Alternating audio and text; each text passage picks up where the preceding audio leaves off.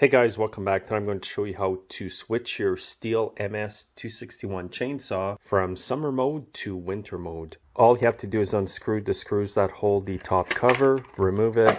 Now grab yourself a small flat screwdriver like this. Now what you need to do is reach right down in here and pop out this orange plastic piece. Now when I removed the part, it was in the summer mode, so this part here was all the way in. So all you have to do is flip it over and make sure that the arrow is pointing toward the chainsaw. And what you want to do is slide it right back in. You're going to hear it click when it's in properly. And now you'll see that the hole is wide open here. What this will do is allow some hot air from the engine to come back here and warm things up near the carburetor. And now just put the top cover back on and you are done. So thanks again for watching and have a good day.